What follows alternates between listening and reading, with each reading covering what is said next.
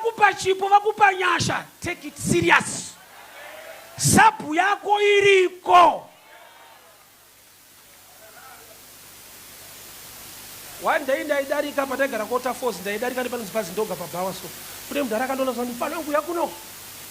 Ndaenda zvanzi wakazara mufoni mangu. Pana wakaoma zvinombobva paiko iwewe. Wakazara mufono ndokubvisa $100 zvanzi inwa koko mufana wangu. Offering inobva nekubhawa. Ikasabuda muchechi kubhawa tiri kutora. Ndikutaurira.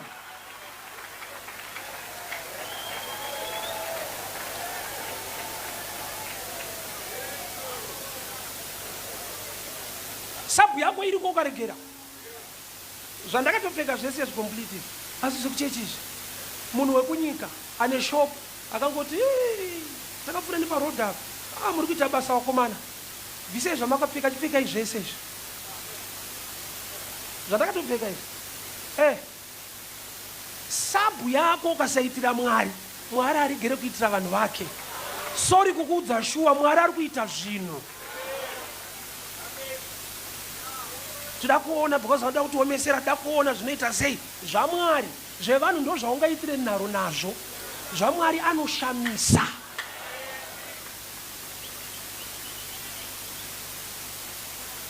In 2007 ndiri parenke kuwadzana pakamira Muslim soone Friday. Pastor anonzi share pastor kuma Muslim. Vaitenda ku masjid church kwawo. Akapfeka completely gari yacho nekahitika nyaya. Ovanishedza paside zone fana wangu isu kuma Muslim, we don't believe in Jesus in the Bible. But what you are doing urudzoreredza society. I need to do something for you. No vanhu pa 300 US. Pastor wema Muslim asingatende muna Jesus. Parenke kuwadzana. Murume andimukangano. To me it was a shocker. Tikana offering ichibva kuma Muslim asingatende Jesu uyu Mwari ane nharo. Zvaunochemera dai zvaitika zvakanaka kuti ucheme kuti zviitike, but usakangana kutenda Mwari kuti nhamo iyi yaitoda kukuuraya, kushaya uku kwaida kutokurovera pasi, but why are you still standing mumari shoma mupoto ine rufu uri kunanzvira zvigunwe. Mupoto maita rufu haana kuti chirasai hari, akati nhasi muchaona kumwe kunaka kwaMwari nerufu iroro pachaitika upenyu nemari shoma yeye uchapupura zvikuru.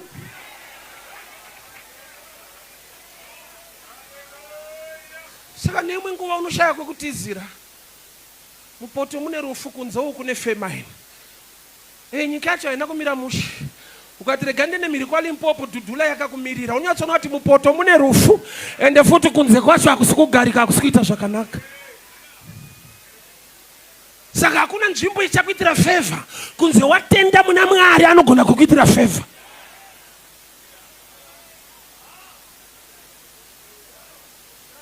Oza mentality yedu dzimwe nguva tiri kuno ningo chiti pamwe ndikakurosa kuenda kunzo. Zvinhu zvinoita zvakanaka. Looking for green pastures is mentality yemunhu wese. But mentality yemunhu anotenda muna Mwari, we don't look for green pastures. We look for the shepherd. The Lord is my shepherd. He leads me. Handitsvake mafuro, ndinotsvaka mufudzi. Nokuti Jehovha ndiye mufudzi wangu. Ndiye unoziva kune mafuro akafanira.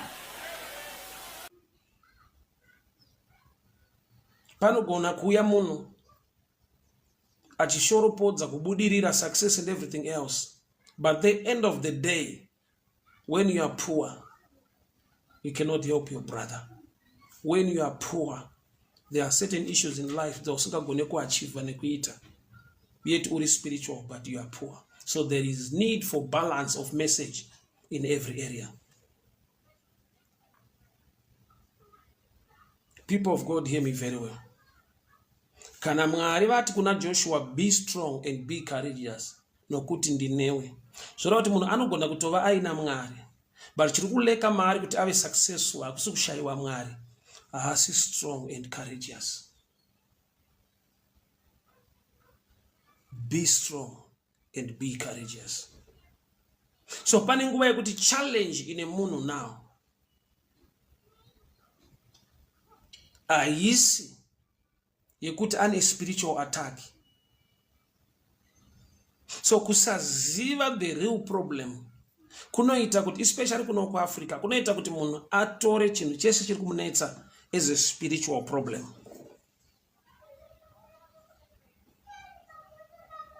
munhu anosvika kutora every challenge as a spiritual problem. Yet there are issues, although the drive is demonic, but demonic rinogona kuregedza. Tine vanhu izvi zvatisiri kutaura nawo nekuda kwokuti vane zvavakaita against us, yet right deep they were used or abused. Inzwaika, Satan, the devil, mademon haana body, ma spirit beings. So pese panoda kuya attack against your life, demon rinonopinda mumunhu kuti rigone kuita zvinhu on earth against your life. So vanhu vari kuabuswa nemweya yetsvina to attack other people, at the end of the day vanhu ivava vanovengana nevanhu, yet nawo iripo ndekusaziva kuti chii chiri kumbokonzera the push factor. So Jesu amuka, he got up, rebuked the wind.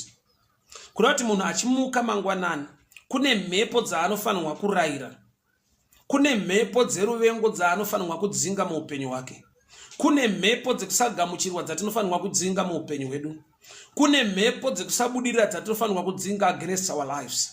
Nokuti mhepo idzodzo hadzigone kungouya bedzi semhepo to attack us, but dzinotsvaka vari close. Mukatarisa mugarden reEden, the devil wakapinda munyoka kuti atakure a wrong message to Adam and Eve, kureva kuti wakaipa anotsvaka chiri close, wakaipa anotsvaka wekushanda naye to attack you, to an extent yekuti nyoka ukaitarisa yaiva muka yaitogarawo mugarden, but the devil ane mission yekuti vanhu vadzingwe mugarden.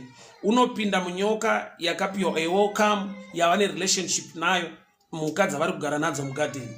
Ndiri kuti kudii mangwanani ano, every day patinomuka mangwanani kune mhepo dzinofanirwa kurayirwa dziregere kupusha vamwe vanhu muupenyu, nokuti kune vanhu vachauya against us, kune vanhu vachauya zvakafanira kuti vanhu vakauya for your good. Patone mhepo yakanaka inenge yavasunda, kune nyasha dzaMwari dzinenge dzataura navo. The same thing, kana wakaipa achida kukuataka, unotsvaka zviri close, unotsvaka vanokuziva, unotsvaka vanhu zvichida vanowira navo, vanotaura navo kuti aunze a damage into your life. So uti makadini vedare indine musikana wandinofambidzana naye ende tinoda kupinda mukuroora zvimwe zvese tinowirirana, tinonzwisisana ende tinoenda kuchechi tese, but nyaya iri pakuti anofarira kupfeka maminisketi ende maguvhu out. Ndakamboedza kumuudza akati haana imbe refu, but ndakamutengera madhirezi marefu akanaka kwazvo, but anoti kana aenda anoti aya ndiye kuchechi. Ini ndakamuudza kuti mapfekero ako haaite, nekuti pandakamuona aipfeka zvakanaka ende aipinda masowe. Now she has changed a lot panyaya dzekupfeka pa. Ini ndakamuudza kuti hembe dzako dzisingaite kupfeka kuchechi chero kumba usadzipfeka. Ndoita save dare. Mukomana ari kutaura nyaya. Mukomana ada kutoona vadanani. No. Kana wanyenga huri osesa maruzi. Taipinda chechi yaka. No. Machechi maura ari ko machechi. Akazara baba. Bozi kana vakanga vanoita uko vanova kuchechi wotsvaga wakomana vakaita seiwawa, but vakuenda kuisa maruzi kuchiure zvinokunetsa baba wazvona. Bozi saka ari kutorambirwa, asi mukadzi wako wanoda kumukondrola. Kana usingadi ndisati let the young man know what he wants. Kana usingadi munhu anoshama what are you doing there, arutsvage ipapo haudi wamutengera madresi marefu hanti waita here ukata ndo ida tinoda guvhu out yake nemini yake yakata iwe isusu baba guvhu kana risiri panze, kana guvhu risiri panze hatina kupfeka baba, tofana kuonekwa guvhu mihomba yese miri nemitsetse inofana kuonekwa, chinhu chese chinofana kuonekwa. Ndikadai kuti wapa iwe wako uchinda kuti wakutivhunza kuti ndoitawo sei, uda kuti tichi toda kutoona ayo sekuri kunodacha sekuri chiramo ibva ipapo kana usingade, ibva ipapo kana usingade. It's a fair advice. You don't want this. Why munhu usina kuroora usina kubvisira? Danga anditaura kuti mukadzi wake tairwa nemukadzi kuti amaidzika maipamba apadi munhu anoita zvakadaro. Muri mukadzi wemunhu taitaura fair but aona ka muri mukoma uri ayo ka eka umwaureka saka usese maruzi pachiureka Kaona kurora mahuro utanga utaura dadzi urwere hwako asi hadidi kuzokuona wakamira nemwe munhu pahure. Baba hatiti chihuzi ngatisaidaro kana uchita munhu akadzika mawati ndiye kuchechi anga ari kumasowa aitsvagawo ikoko akabatwa umwe akatiza izvava kudzi chirungu idzi. Ngati kuti amai muda kupedza vanhu pavana vadzima pawako wakaburiswa futi akadzimwa ikoko watuma no akatiza zvakaitika saka iwo nyaya idzisi there is vast of evidence I don't know somebody yekuti iwe uite decision yakuratidzwa munhu ari kubuda pachena shiri nemuriro wayo iwe uda kuramba uida achakumanipulata okupretendera uchazoona nyaya yacho wamumba wana makala akazara padhoa chinoka baba achiti mutsuvhu wawe nawotora udya tize Danosalo agona kutambira mchinda uyu kuti mchinda uyu asiyane naye kuzonyera tsamba toni problem ndo zvinoita kuti usiye kazi waruda kutongerera tsamba bosi kana atoramba atokuratidza ndo zvandi dare tichaita kuti apfekerefe iwe wakatotekerefa dare garugoni unotomuda wati ndo murora dare atokuitira favor bosi matakazorambirwa takumberi torambira musati kana toramba utotobvisa marika unofanira kusheka wanga wapa ndaifira mahari ndoti wotoita zvetsamba ari bhedhi kudaro aiwasiya mabimba akawanda siya wendi tinotenda wabadovimba wabatsirikana hanzi aiwa iwo chiri pekutanga kwekutanga kwebhora chaiko saka unokwanisa kutosiya bhora risati ritanga woramwa zvako riti kadhi ipapo zvapera. Mwari mukaita zvakati pano muranda wenyu ndichadai pano muranda wenyu ndichadai. Promise nekuita two dimensions dzakasiyana. Vunza vanorudzana murudomo achitanga kuonana. Change ni newe munhamo nematambudziko. Svika rufu rwatipesanisa apa mapesana resumora usirufu here.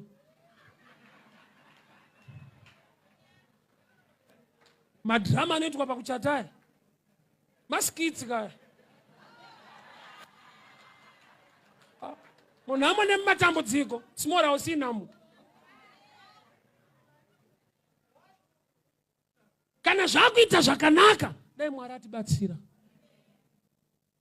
Muriregere kudemba kuti dai baba vasina kugarika. Dai vasina kupromotwa. Amai varegere kudemba dai pasina kutengwa mota papa panapa. Bozi uchifamba netsoka ungatakura vasikana unga wabereki. Baba kana zvekutakurisa zvapo padanyasha zhinji. Vachimisa zvauzo iwo ramba kadai anenge atoo Mwari.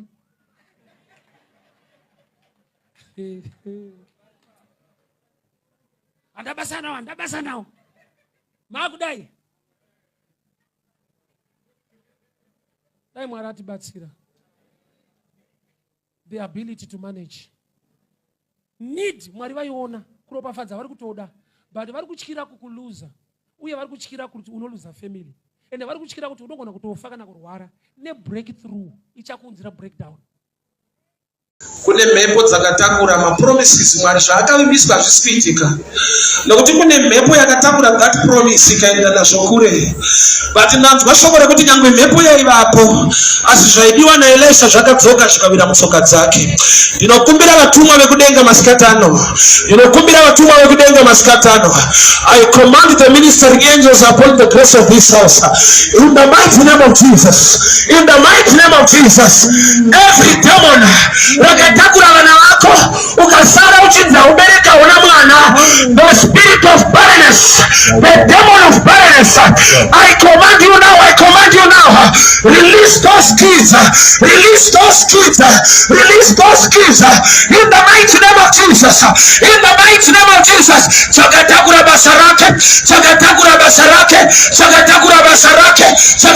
mari dzake, chakatakura michato yake in the mighty name of Jesus. Munhu anokuda nemunhu anoda zviri pauri. Usafunge kuti vanhu ivo vakafanana vakatosiyana. Mulife mune munhu anokuda nemunhu anoda zviri pauri. Vanhu ivo vakasiyana.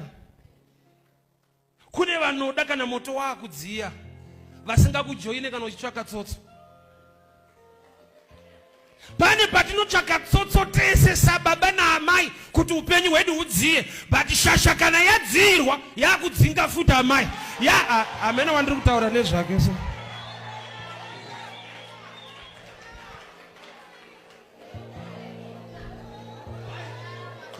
Amen. Unogona kubvunza ari pasaidi pako kuti hausinganyodzirwa here.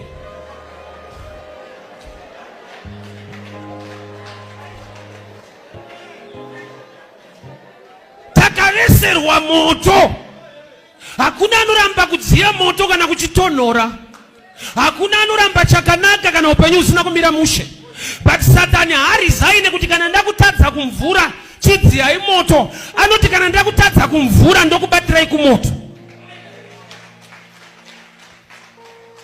Handling a blessing is subject inoda kudzidziswa vanhu.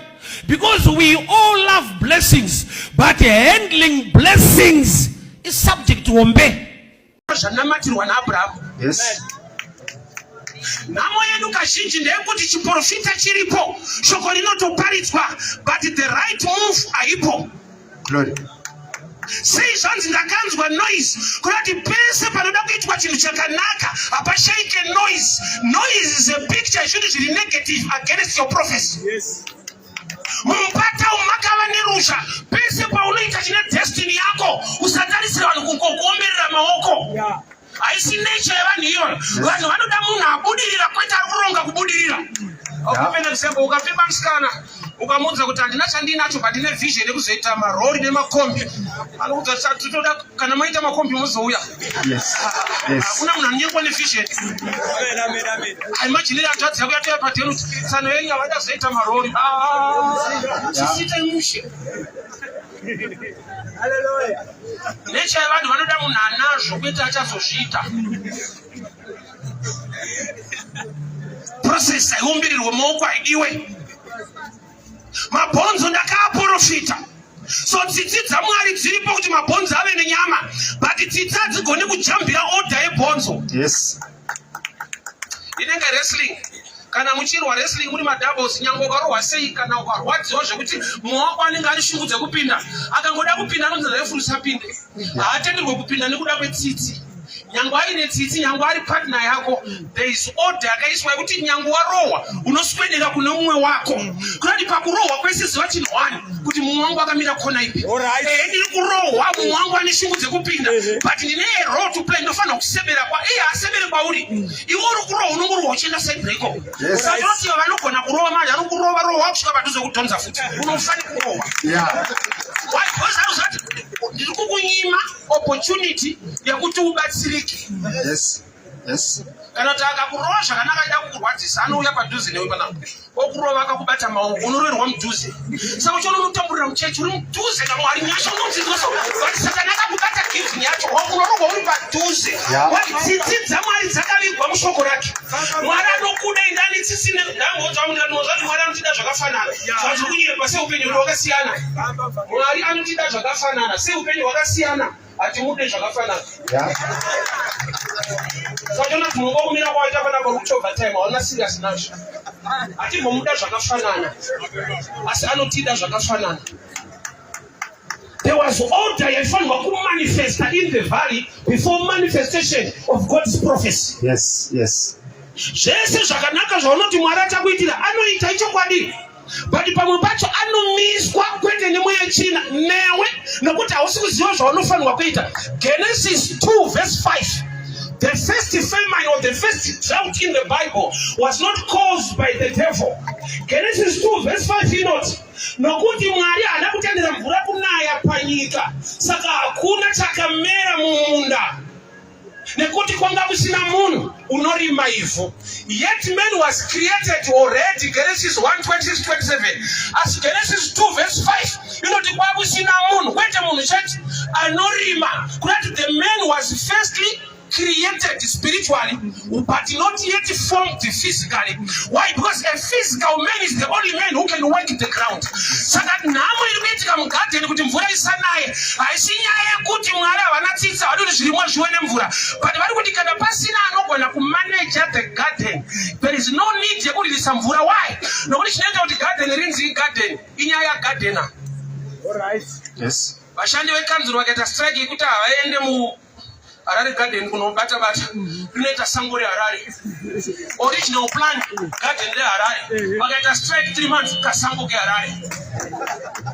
So chinoita kuti rive garden inyaya gardener ari kuita take care. So Mwari vane original plan inongomanifesta kana wakuziva zvekuita. Yes. Gogo Mwari wakuitire zvakanaka. Mwari wakuwanire nyasha. People of God, hear me very well.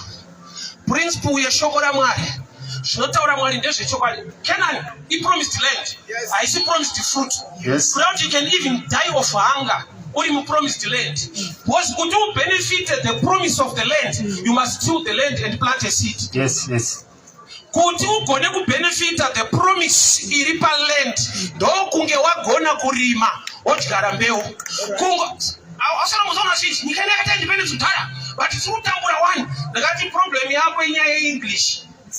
Kuti independence azvireve prosperity zvinoreva kusununguka. Yes. Kwete kugarika. English yakakuvhiringa hapana chimwe chakakuvhiringa.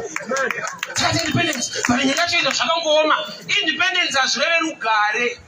English anotaura high revelation English. Yes. Zvinoreva to be independent.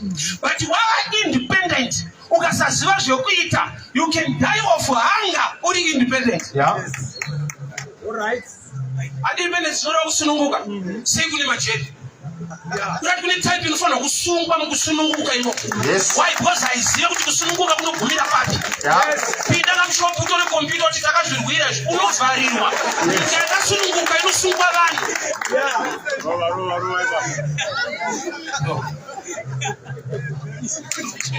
Yes, yes. Muprofita ani mweya waMwari, the spirit of the Lord is upon him. Aprofita kuti mabhonzo inzwai muchava nenyama muchararama. Yes. But chakatanga kuitika kusukuuya kwezvataurwa nyanga ataura ari Mwari. Chakatanga kuitika iorder bhonzo rinobvira raudzwa izvozvo. Yeah. Isu kumushawo kunoitwa magarden kwedu kudongoshawo tairara mukitchen 3 boys gogo vaiswera vairara vatobika zvekunodya kumunda kwaiswerwa saka vaizouya usiku tarara kuma9 oti mutsa kuti right poto iri pamoto iyi zvamurimi mogozodya zvazvinoreva ndo zvavasina kutaura. Ukanzwa zvavareva kuti zvamurimi mogozodya munotomuka usiku moti zvatirisu tanzitozodya. Why uri kuita zvawanzwa yeti iyi meseji yevanhu vaamachuwa vari kuviga zvavari kuda kutaura. Yes. Vari kuti musadye but vari kurambidzai sei vanoti zvamurimi mogozodya. So ilanguage yevanhu vakuru haisi vafana vanomuka vakadya. Kurati zvavasina kutaura ndo zvavari kutaura. So Ezekiel haana kubvira azvitaura kuti ndaprofita chaakudiwa manje wakomana kurongeka. Bhonzo rimwe nerimwe ngarichage rimwe racho kuti nyama yechizuya. Mabhonzo paakatanga kuda kutsvakana there was noise. Alright, mabhonzo haasi kune remakumbo kune maoko kune dehenya remusoro kana zvinzi bone to bone kurati handizvo zvaifamba chirudzii kana rii dehenya raingokunguruka richitsvaga rimwe racho kana uri mupimbiri pamwe waingoshetuka kurati shoko raMwari rinofanira kukupa energy rinofanira kukupa assurance yekuti nyangwe pasina iripo but will begin to take a move. Nyama iripo but kufamba ndofamba.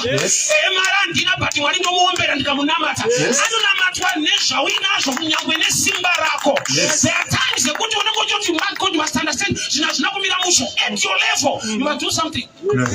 Wakasiyana nedehenya rinogonotora advantage yokunguruka uri mupimbiri izvozvo zvinoita. Yes. Mwari ane machariots of fire tiakambotuma matatya kuEgypt kurati anoita zvese zvematatya nengoro dzemoto. Saka pamwe pacho dachira chichetuka so zvinenge zvine Mwari mukati. At your level, that dimension ita zvinoita kuti zviitike. Yes. Mwari haana kuti nyama ngaichiuya because aiwa mabhonzo aioma for a long time. Nyama ingangoenda pamusoro. Nyama ikangoenda pamusoro pemabhonzo ari scattered.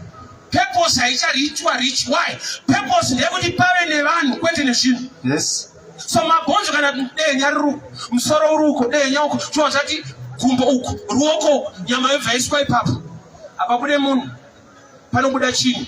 Mwari ada kugadzira army. So chakadhichi chinogona kudhilea zvinhu mulife mako iorder yekuti unofanirwa kuitei kuti Mwari aite zvaakavimbisa mulife mako. Yes. Maria uchava nemimba yemweya mutsvene usina kuziva murume uchava nemwana zviri kuudzwa munhu atori pamurume. She was in love with Joseph. Kureva kuti message yawapiwa yakwauri kuti iite kana kuti irege. Inorega sei ukapinda mujira naJoseph wakansela denga. Saka kunati pakudiwa discipline kuti Jose yetodanana but pane program yedenga iri pano imbomira ahumo program. Zvakaudzwa munhu asina murume zvazviri izvi kuti uchaone mwana usina kuziva murume anodagara handina. Zvakaudzwa munhu atori in love, which means statement iyo kuti manifested yaidemanda discipline. Vazhinji vaunoyemura mulife unotodawo kuvasa ivo, but zvavakaita pass through kuti vasvike ipapo hazvinakidzi. Hatikati hapana ndaite kuita president pano unotosimudza gumbo negumbo ko hapana singatoenda panyanga. But ukada kuzotsanangura kuti uzovawo president unopikisa aripo unotikuwadzisa. Ndozvazviri ufunge. Iwo unonakirwa neuchi padai wembotera nyuchi kwadzinoenda ukazodzona pamasuweji unofunga katu kuti sakaitotorwa something. Nemanapurareta uchayo ndakadzona kutoilet ameni dzaitorei padzaitaura something. Saka nyange nemumashopu vanonyora kuti staff only ndokunobhekwa zvamunozoona mugirazi. Baba chisati chamugirazi kuna tsano unonga kuda ziva chikanya cream donut wega unofunga katu kuti ava munotikuvadza kumana. Saka zvinonzi ukunze kwestaff mnoyeko kwamuzotenga kune iri kutambika kuseni. Mumpata makava nenoise. Noise is sign yekuti pane movement iri kuitika, but noise is also a picture yekuti pane zvisingafare kana wakuita zvinoita kuti zvako zviite. Israel hainotanga kurwiswa kuKenani, vakatanga kurwiswa paRefidim just after coming out of Egypt. Havana kubuda muEgypt kuti vatore wilderness, vabuda kuti vaende kunotora Canaan. So why are they being fought in the wilderness? Right, kune mweya inokurwisa kana wamu right direction kwete wamu destination. Vanondivengere pasina chandinacho. Mweya nchina inenge inotoziva kuti ukaramba uchita zvauri kuita uchange wane zvauinazvo. Saka urohosa twasimuka. Wakaipa unotoziva kuti pane kwauri kuenda ukaramba uchinamata Mwari, wauri kunamata pane kwaunoenda. Saka anobva angokubata Job. Job achatapa, the devil akakumbira Mwari kuti ndipe mukana ndimbonetsa blaza. Satani akanyepera kudzungaira akatanga nekuenda kudanga remombe, iye akumbira munhu kwete mombe. Wakaipa akakumbira kuataka Job ndokubva anyepera kurasika ndokubva aenda kudanga. But iye aitoziva metsi kuti manamatiro aJob ndeyekuti panodiwa sacrifice yekusacrifice kuna Mwari wake vane relationship. Saka ndikabata chinogadzira ukama naMwari aizi kurova kurati relationship ndoyakatanga yaatakwa. Unozati izvo Satani akada kukuataka anoenda futi kudanga. Danga kana itaura ndotora skin boots unoona kuti handa boots saka ndiende kuchechi nonga kwabatwa danga. Satani anonyepera kudzungaira anokushandisa boots akakucheta usaenda kana usina boots. Hamba kuti usaende kuchechi anoti tapi yeboots yemutsana haichaita. There was noise in the valley. Prophecy yaitwa there was noise. Despite noise bonzo rakaenda panzvimbo. Takuda vanhu vane nharo zvinokurwisa zvinokupikisa muupenyu zviriko, but make sure uluze focus yekuita zvaunofanirwa kuita kuti uachieve. Ukafungidza kuti zvese zvinouya at easy because una Mwari. Jesu chaiye kuti atoenda pamuchinjikwa kwakaitwa maelections. Munodani Jesu kana kuti Bharabhasi? Akauya kuzofira vanhu ndiani? Ndi Bharabhasi ere kuti Jesu? Ndi Jesu. Denga rakatosaina kuti ngaende panyika kunofira vanhu, but nyika ine nharo inokugidza zvakachuzwa nedenga. Ndofara kuti vanhu vakatadza kuvhota zvikafamba musha. Wozo vanhu vakavhotera Bharabhasi kuti ngaadzoke. Hakuna munhu anoda tsotso tiri kudzokororeka. Zvezvo kuti dzokorore nesimba zvotorwa munhu ari right. Kwete munhu ari kubira achiponderei vanhu moti toda Bharabhasi. Kunati vanhu vakatadza kuvhota. Chakonzera kutadza kuvhota chii? Jesu anga akupinda muGetsemani nenyaya yacho. Akati Baba ndinogamuchira zvamakati ndiuye kuzoita. Kureva kuti prayer ikey by-election. Ndatopedza. Ndikutaura zvemubhaibheri, ma-elections emubhaibheri. Ngatitakurika. Jesu pakanzi Jesu kana kuti Barabbas munodani vanhu vakavhotera Barabbas a criminal. Why? Nokuti ku Getsemani nyaya yanga yagadzirwa munamato unokorekta era iri pamberi. Yes. Usangobuda mumba. Usangoita chinhu usina kutaura munyika yemweyo. Munyika yemweyo munogadzirwa zvinhu zvinomanifesta panyika yenyama. Vakuru vanhu kuda Barabbas haisi choice yavo. Vamanipulatwa choice neprayer in the spirit.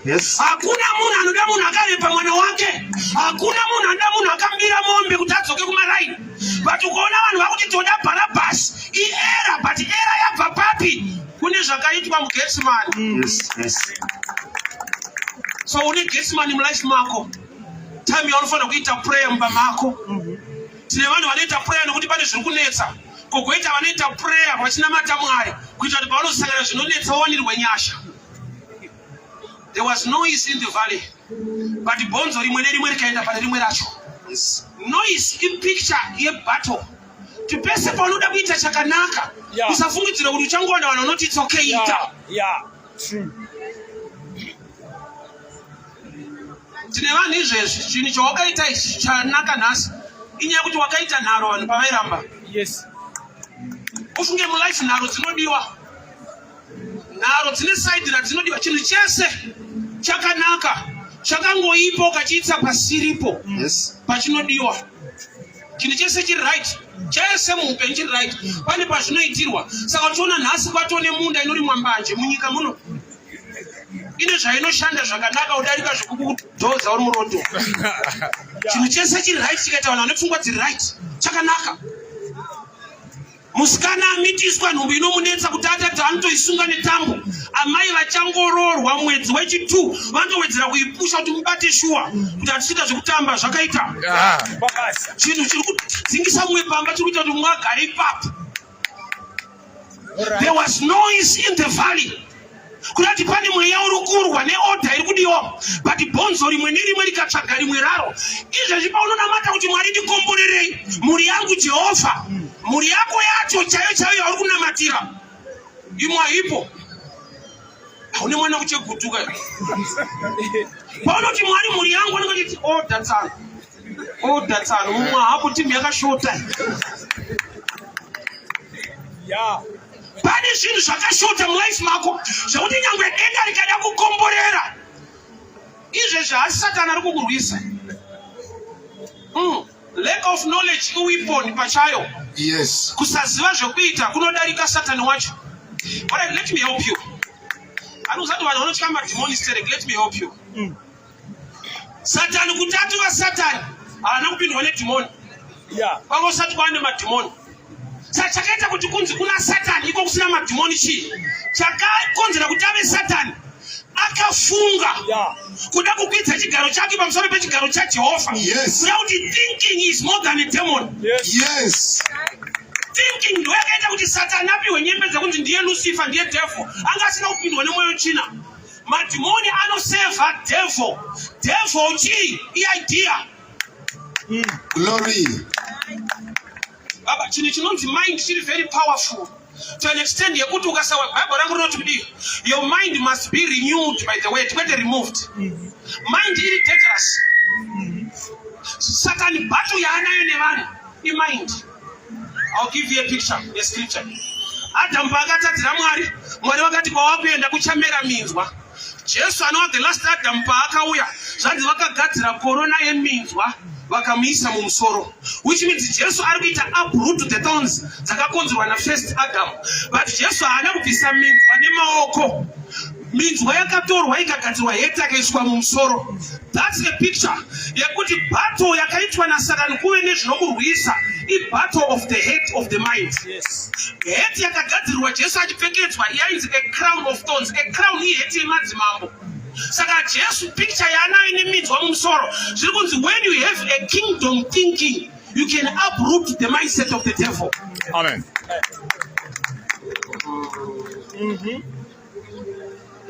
Imwe nhamo zhinji yatinayo muchechi haasi madhimoni. Madhimoni anotora advantage yemunhu asina knowledge. Mwari chinovabata chavanochema nacho vanoti vanhu vangu vaparara kwete nemadhimoni, kwete nemweya utsvina nekushaiwa zivo, which means ignorance is more than a demon. Yes. Chinochemedza denga Mwari chaanoti vanhu vangu vari kuparara haasi madhimoni. Unoziva kuti madhimoni anototemba the way you think. Yes. Dhimoni reufeva haribvise munhu zipi. Dhimoni reufeva rinoadvertisa kuti tani muri kuruza. Onai munhu uyu. Yes. Tange makadzikiswa so. Onai zvokuita mani. Wega wozodzikisa. Unotoziva kuti mumwe wedu. Yes. Hakuna mweya yechina yakavhura munhu zipi. Inototemba kuti uchavhura. Zvokuti ukada kuipfigisa ikakubata urengera kuvhura inenge yakuti mwana munhu awatikuwadza uyu. Takainga mahara panapa. Pane zvari kuitawo. Yeah. Mind is very powerful, and I'll give you a picture, the power of the mind. Vanhu vanodzinga mhuka kumunda kumushawo havaswere kumunda. Mhuka haifunge semunhu, inobhitwa pathinking. Vanogadzira escape chimunhu chewaya chakapfeka hovhorosi chine kepi chakamunongedzera mambo chona munda chakadai. Yes. Shiri ikauya inomhara musaidhi memunda yotakumana imbomira ichiudza dzimwe mune munhu arimo. Svika tinoti munhu wacho hachabuda kubva munhu amutyike, munhu wacho habude. Zvokuti pakati munhu akangwarisa ane vhangeri rekuda kutorera shiri mari, anoti muda here kuti mudye mukati ndipei pa20. I command you to stand there. Pindai. Kune imwe deliverance iri kuitwa vanhu vakadeliverwa kudhara vanhu vasingazive. Yes.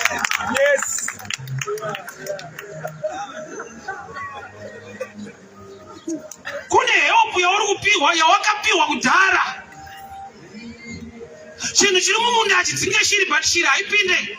Ibattle yemind shiri haifunge semunhu. Saka yakadzingwa nechinhu chisingadzinge.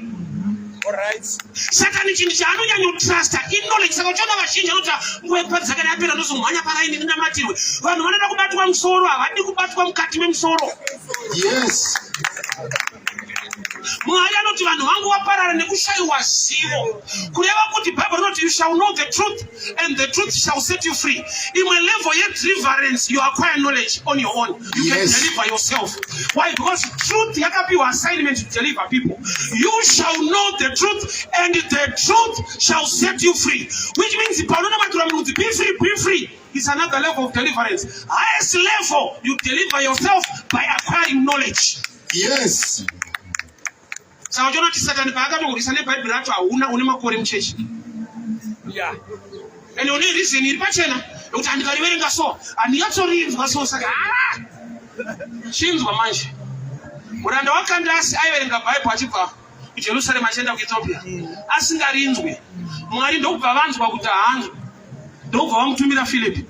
Help yakapiwa munhu anoverenga asinganzwe. Iwe manje hauverengi, saka help haiuye because ukaverenga wakasanzwa unodenda Mwari kuti akunzwise. Yes. Aiverenga asinganzwe denga rikaona kuti vanhu havasi kunzwa but vanoita sei? Vanoverenga vanoda kubatsirwa.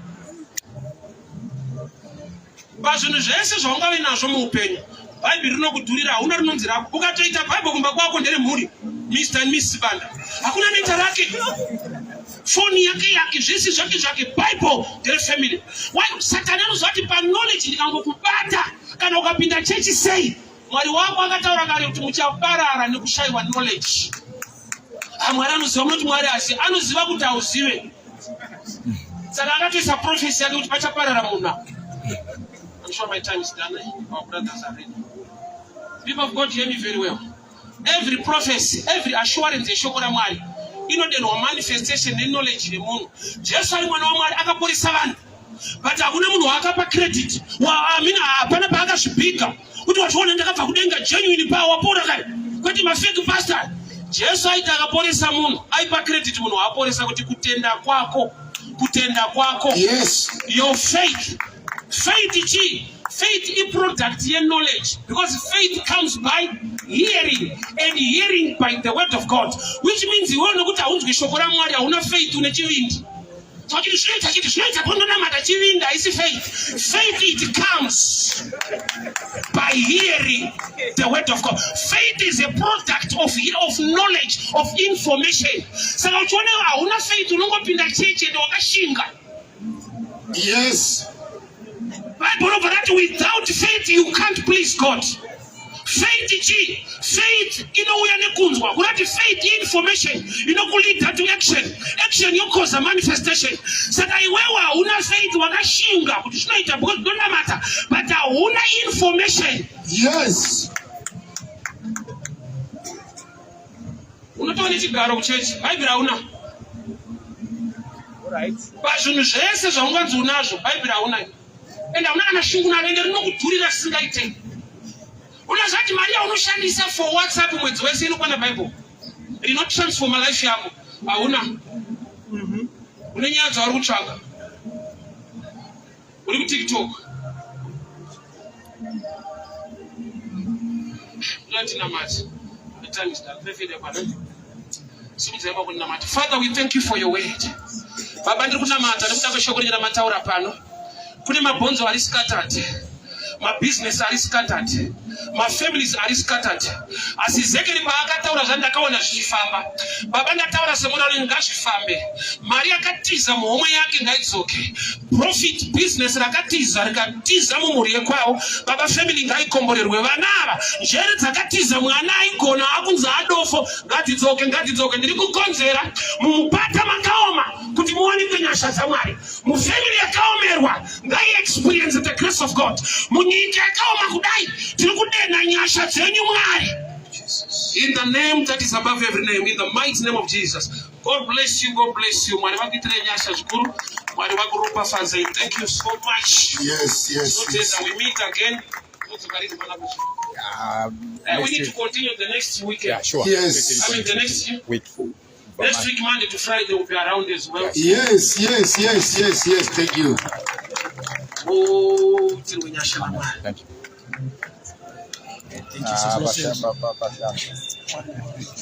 Kana Mwari vakupa chipo, vakupa nyasha, take it serious. Sapu yako iriko. One day ndaidarika patagara Quarter Force, ndaidarika ndipanzi bhazi ndoga paBhawa so. Kune mudhara akandona zvanzi mfana wangu yakuno. Ndaenda zvanzi wakazara mufoni mangu.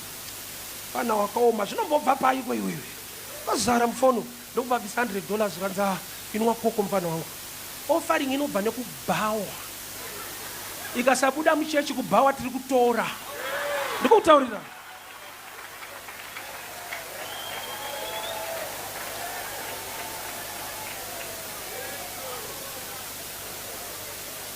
Sabu yako iriko ukaregera.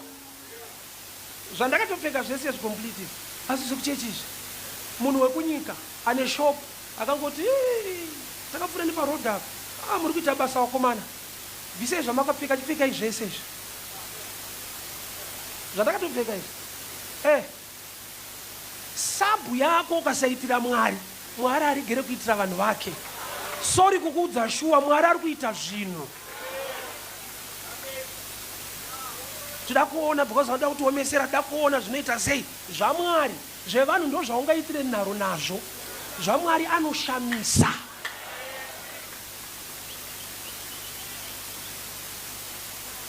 In 2007 ndiri parenke kuwadzana pakamira Muslim soone Friday pastor anonzi share pastor kuma Muslim vaitenda kumasjid church kwawo akapfeka completely gari yacho nekahitika Ovanishedza paside on the fan wangu isu tuma Muslim, we don't believe in Jesus in the Bible. But what you are doing is a society. I need to do something for you. No, but 300 US pastor wema Muslim asingatende muna Jesus. Parenke kuwadzana. Murume andimkangano. To me it was a shocker. Tikana offering ichibva kuma Muslim asingatende Jesu uyu Mwari ane nharo.